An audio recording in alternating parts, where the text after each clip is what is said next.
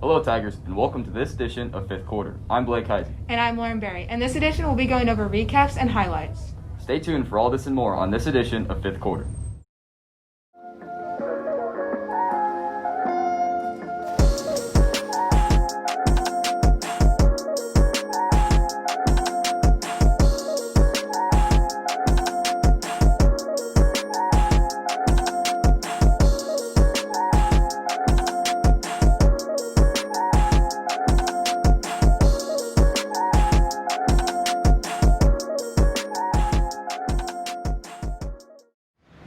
Next, reporter Lauren Berry sits down with sophomore Ashlyn Bellamy as she shares her personal experience with COVID-19. I've been playing competitive volleyball since I was 12, so for 3 years, and it's honestly been my favorite thing in the world. Back when we were first quarantined, I didn't think that it was as bad not getting to play volleyball because I wasn't alone in that situation and no one else was getting to play their sports. But after finding out that I had to quarantine again, I was really upset because I just had to sit back and watch from home while my teammates got to do what I love. And watching them play, it's like there was nothing I could do to help the team, and I didn't like feeling helpless. On the first day that I came back, we actually had a game, and it was really rough because we hadn't all played together in 2 weeks, and there was new girls in filling my position. But also, I was playing horribly because I hadn't played in 2 weeks. It felt like I had never played before. Not being able to play for 2 weeks really put some things in perspective and really made me realize how much I love the sport. So I think that if you're an athlete and you do have to take some time away from the sport, I wouldn't take it as a negative thing, but just take the time to reflect, think about how much you love the sport, and think about the things you can improve on, and then be so much stronger whenever you come back and take those corrections and apply them. Now that fall sports are coming to an end, Blake Heisey gives us a recap on how they've done. At the beginning of the fall season, there was a lot of uncertainty on whether or not sports would be able to keep running because of the coronavirus pandemic.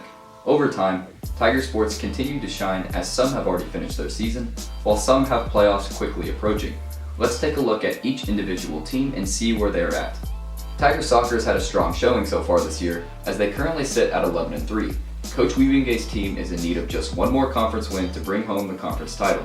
Once their season concludes, they will play in District 13 against host school Ray Peck, Lee Summit West, and Lee Summit North.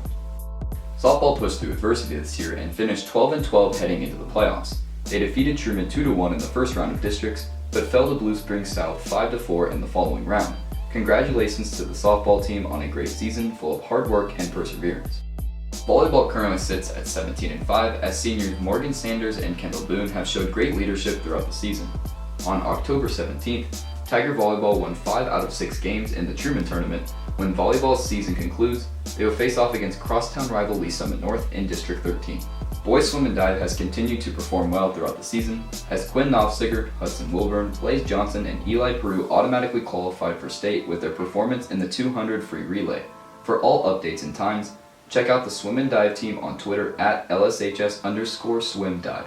Girls Cross Country has continued to race through the early mornings and freezing temperatures. In their meet at Staley, Angie Perkins finished 7th overall, earning all conference honors. Summer, Emma, and Brooklyn all received medals as well. Members of the boys team have also performed very well, as runners like Hayden Odell, Josh Odell, Harrison Clutter, and Jaden Grannon have earned many medals throughout the season. Girls golf ended their season strong as Elle Sec qualified for state. Congratulations to Elle and the rest of the golf team on a great season. Girls tennis has already concluded their season as well, as they finished 6-4 heading into districts. They defeated Joplin in round 1, but fell to 14-2 Lee Summit West in the next round. Congratulations to the tennis team on a fun and eventful season. And finally, Tiger football has performed well throughout the season, as Landon Shepard has really made himself present in the Tiger offense. Unfortunately, the Tigers have come up just short in their last few games and currently sit at 2-6. Playoffs are just around the corner for some Tiger sports. We will be making an effort to stream as many playoff games as possible. For more information, follow our Twitter at TBTV8 Sports and subscribe to our YouTube channel at TBTV8 Sports. Signing out for Fifth Quarter, I'm Blake Heisey. Now that Major League Baseball is coming to an end, Jordan Wood gives us his thoughts on this postseason. The MLB playoffs, finally. They're here. Well, they're almost gone at this point. I'm a little late to the party. But the Dodgers and the Rays are the last two still in it, and currently the Dodgers are up 1-0. Here's how I think the rest of the series will unfold. The Rays managed to carve out a path to victory in the AL, while the Dodgers were able to get all the way there in the NL. Both teams had a little bit of adversity to get there, especially in their championship series. But they both made it there in the long run. With the past put aside, though, I think that the Dodgers are going to take this series.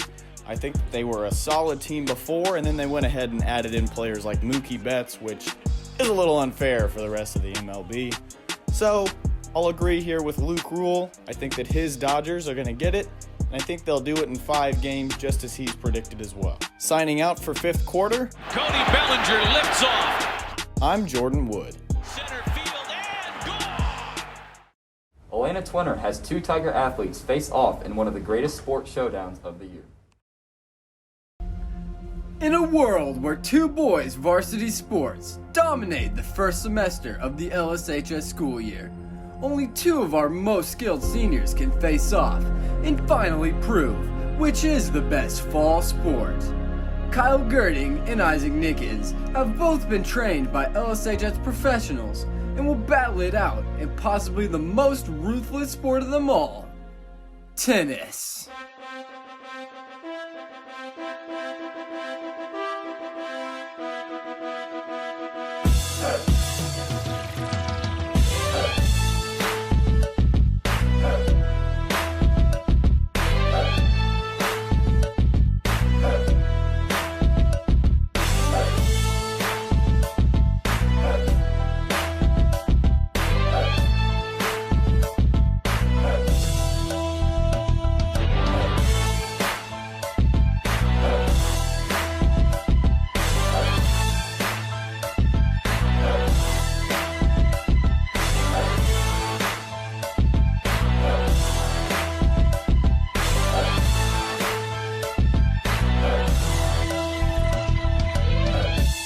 Feeling pretty confident.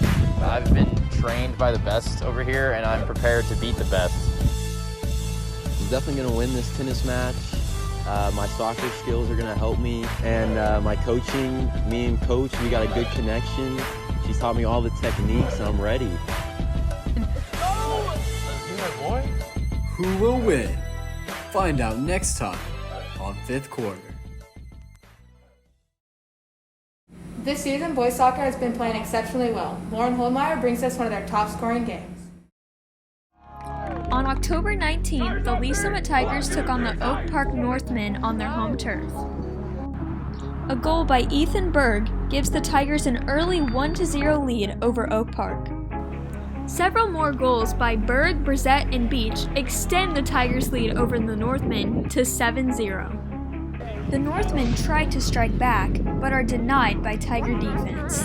The Tigers are still holding on to their 7-0 lead at halftime. Shortly after the second half starts, the Tigers are celebrating a Cam Hahn goal and another 8-0 victory. Signing out for Tiger Broadcast, I'm Lauren Holdmeyer.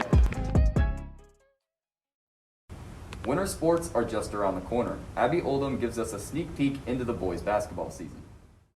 Hi, I'm Coach Little. I'm the head boys basketball coach at Lee Summit High School, and I've been asked by Tiger Broadcasting to do a little preview for the upcoming season. Basically, here's what I've been asked: what am I looking forward to the most? You know, I think the biggest thing is just being back in the gym. The things that we like most about school, I think, have been taken away in the way that we're having to do things. And so kind of with that in mind, you know, it's weird. I'm just looking forward to be back in the gym because there is a little bit more flexibility in what that looks like. Just being around the guys, being back in the gym with my coaches, with my players, and trying to navigate this very challenging time. The second question that was asked was, what was my biggest challenge now that we have to be cautious of COVID? Well, I think, you know, it's like anything. It's what happens when they're not in the gym. But I can't control what they do once they leave. And And so that's the biggest thing. When they're in our gym, I can keep our distances. We can make sure we have masks on. We can make sure we hand sanitize. We can check temperatures. We can do all those daily checks. But the moment they leave, it kind of goes out the window. Third question is, how are practices and games going to look like with masks? I think the same, but just with masks on. And I think that first week it was tough. The kids struggled with it. But the next, now we're about 12 weeks out, 15 weeks out. It's been no problem. We've played pickup basketball 2 nights a week. We've been able to play 5-on-5 wearing masks. They do a great job. It's not easy.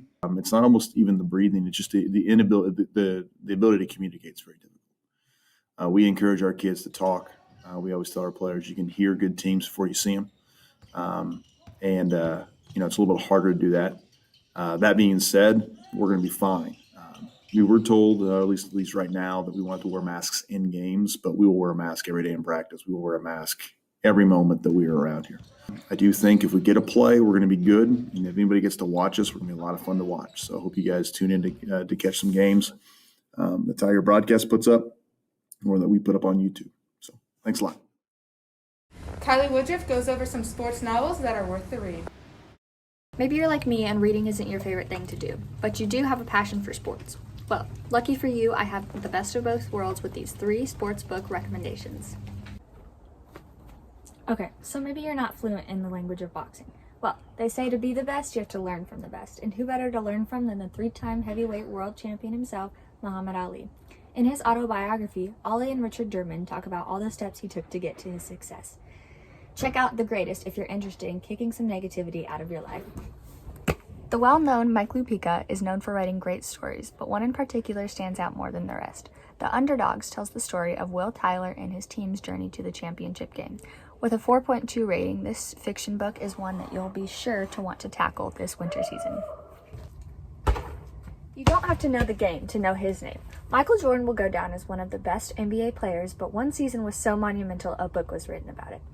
The Jordan Rules by Sam Smith gives all the details of MJ's turbulent season with the Chicago Bulls in just 378 pages.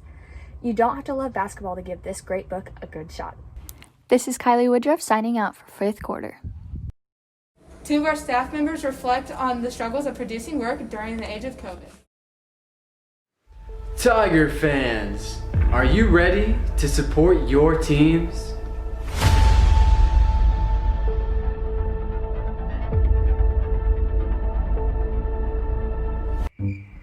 Let's go, baby. Let's go, Tigers. Number 1, baby. Black and gold. Let's go, baby. This is our house. Let's go. Tiger Broadcast will bring you in-depth interviews while staying socially distant. How do you think the team played tonight? No, I really do think that we played really well. We were really exceptional. We always, made the right passes. We did everything we needed to do to go out and get the win, and that's exactly what we did. Our live stream crew will bring you top-tier commentary through the safety of our masks. Hello, ladies and gentlemen, welcome to Bud Herdog Stadium. I'm Jordan Wood, joined by Blake Heisman. What's this guy even saying? Make sure to stay tuned for more in-depth reporting on winter sports. The NFL season has kept going despite the coronavirus pandemic. Kyle Girding helps out some fantasy owners heading into Week 8. Hello and welcome to another week of fantasy football. My name is Kyle Girding, and this week we're going to recap a little bit of what happened last week in football, and then I'm going to tell you who to start and who to sit for this next week. To start us off, last week, Derrick Henry, the highest scoring point getter last week with 40.4 points with 212 yards rushing and 2 touchdowns. They could not stop him. He had that 94-yard touchdown that was just monstrous. Kenyon Drake had a great week, which is surprising for a lot of fantasy managers because he's had a lot of disappointing weeks this year, but 28.4 points will get the job done. Ronald Jones also had a pretty good week with 26 points. The last 3 weeks he's gotten 15 points, and so he's starting to look like that go-to running back there in Tampa Bay. On the receiver side of things, Julio Jones had 33 points, which is promising because last week he missed because of injury, and the week before that he wasn't as producing as much because of that injury, so it's good to see him back and getting those points that you usually see him getting. To start this week on the quarterback side, is Ryan Tannehill. He's going up against that tough Steelers defense, but the Steelers have also given up a lot of points to quarterbacks this season, and Ryan Tannehill has been very consistent with 20 points at least every single week, and he's a solid starter for you.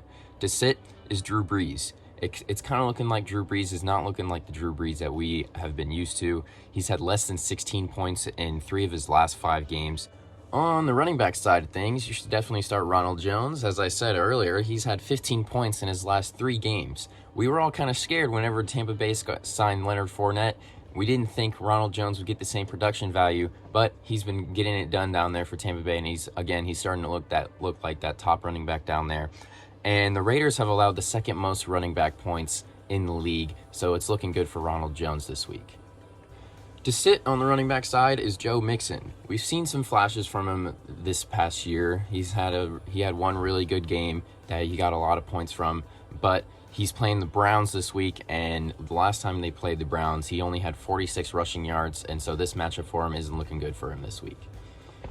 On the wide receiver side of things, I think you should start Chase Claypool. Now, I know he hasn't completely proven himself because before these past 2 weeks, he wasn't very consistent, but Deontay Johnson is still injured, and Chase Claypool and Juju Smith-Schuster are taking most of the targets from Ben Roethlisberger, and the Titans' defense has given up the second most wide receiver points this year, and I think it's a good matchup for Chase Claypool.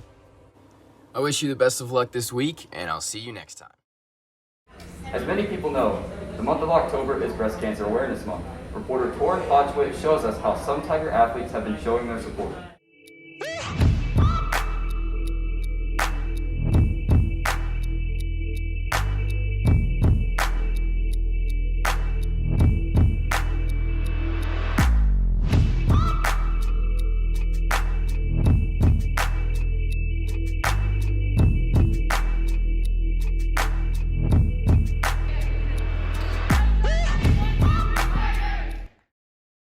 Thank you for tuning in to this edition of Fifth Quarter. For packages and more, visit us at www.tigerbroadcast.com. Or follow us on Twitter at TBTV8Sports. Once again, I'm Blake Heisey. And I'm Lauren Berry. See you next time.